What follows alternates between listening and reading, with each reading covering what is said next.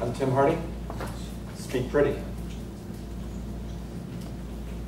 How many of you guys got little foam things tonight?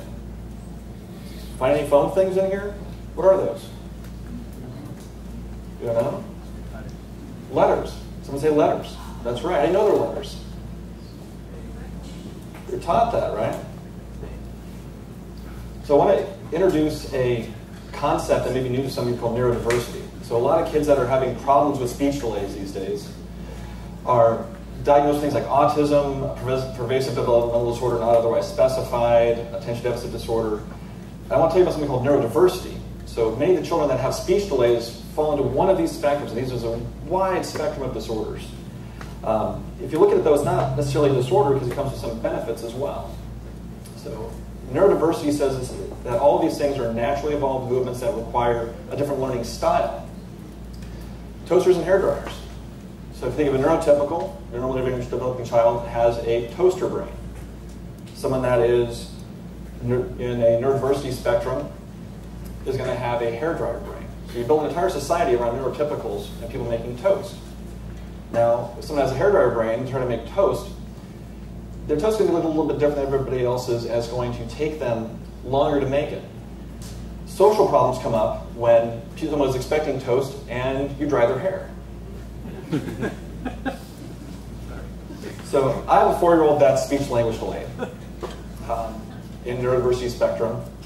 The games that are being made these days to do education for them are all made for neurotypical developing kids, so a 2-year-old developing at a typical 2-year-old level.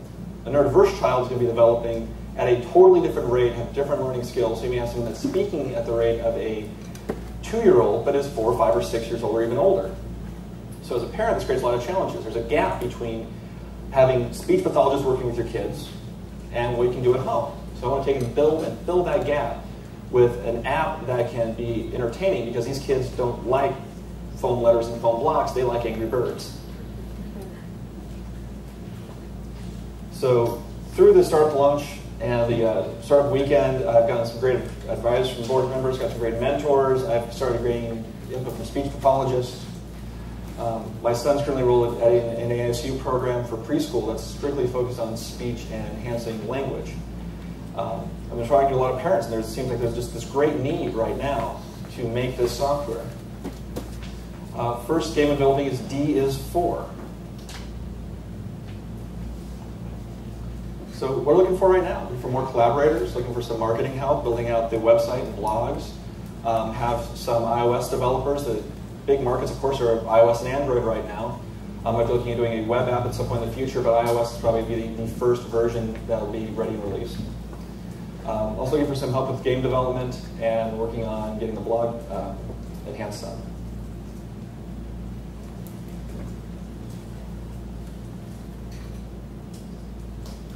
If you're interested in helping out, we're based here in Gangplank.